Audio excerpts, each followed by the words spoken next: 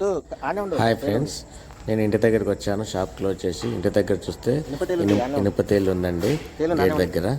So ఇలాంటి విష పురుగులు మన దగ్గరికి వచ్చినప్పుడు, మన ఇంటి దగ్గరలో కనిపించినప్పుడు మనం చాలా జాగ్రత్తగా ఉండాలండి. అవి కనపడ్డాయని మనం భయపడకుండా, హడావిడి చేయకుండా, మనం ప్రజెన్స్ ఆఫ్ మైండ్తో ఆలోచించి సరైన యాక్షన్ తీసుకుంటే మనం వాటి నుంచి రక్షించుకోగలుగుతాం. పిల్లలు మరి భార్య పిల్లలు కూడా కుటుంబంలో ఉన్నా కానీ ఎవరు కూడా హడావిడి చేయొద్దండి. వారికి ఎలా ఆ సమయంలో ఎలా యాక్షన్ తీసుకోవాలో వారికి నేర్పిస్తే చాలు, వాళ్ళు జాగ్రత్తగా ఉంటారు. పిల్లలు కూడా వీటిని చూసి భయపడాలని చెప్పకూడదండి. వాటిని ఎలా ఎదుర్కోవాలని కూడా నేర్పిస్తే కూడా వాళ్ళు కూడా ప్రిపేర్డ్గా ఉంటారు. రేపటి నాడు వాళ్ళకి ఎలా ఒంటరిగా ఉన్నప్పుడు ఇలాంటి సిచ్యువేషన్ వస్తే కూడా వాళ్ళు ఆ విధంగా యాక్షన్ తీసుకొని ముందుకెళ్ళడానికి ఉంటుంది. ఇప్పుడు నేను తేలును ఎలా చంపానో మీకు చూపిస్తాను, చూడండి.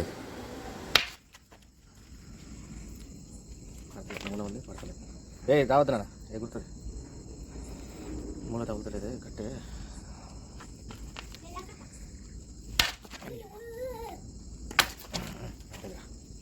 కొట్టు ఏమన్నా నేను కొండ ఊడిపోయింది కొట్టున్నా చూడు, దాని కొండ ఎంత పెద్ద ఉంది అసలు.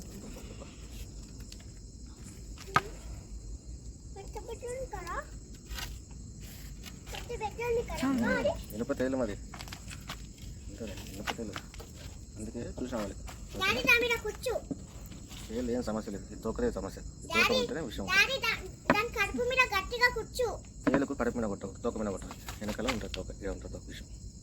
ఈ విషయాన్ని చంపేసిన అనుకో, ఈ విషయం ఉంటుంది కదా తోక, తేలు చచ్చిపోయిన విషయం అట్లే ఉంటుంది. సపోజ్ అది ఇట్లా మనం మళ్ళీ కొట్టింది అనుకో కాళ్ళకి, అది తోక అందులో ఉంటుంది విషయం. అది మనకి కాళ్ళకి వచ్చింది అనుకో, సేమ్ అదే మళ్ళీ ప్రాబ్లం. చచ్చిపోయినా అది ఆ విషయం వల్ల మనం నొప్పి అవుతుంది. ఇది విషయం, ఈ విషయం వల్ల మనకి సమస్య. రేపు ఇదైనా గుచ్చుకుంటుంది. అందుకే చూడు ఎట్లా లేస్తుంది చూడాలి. ఇది మెయిన్ సమస్య, ఇది విషయం. ఓకే చలో తాగండి. బనీష్ బాగా చెప్పుతో చంపేయచ్చు కదా డాడీ, చెప్పుతో చెప్పచ్చా అని పోతాడు. డాడీ మేము కిందికి రావచ్చా? డాడీ మేము కిందికి రావచ్చా? రావాలి. అన్నీ ఎట్లా తెలుసు ఫస్ట్ నుంచి? దాన్ని మొత్తం చంపే, ఎందుకు చంపట్లేవు?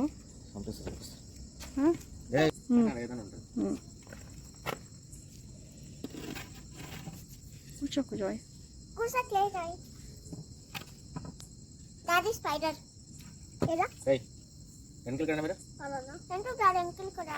Go back, go back, go back. ఇదన్నా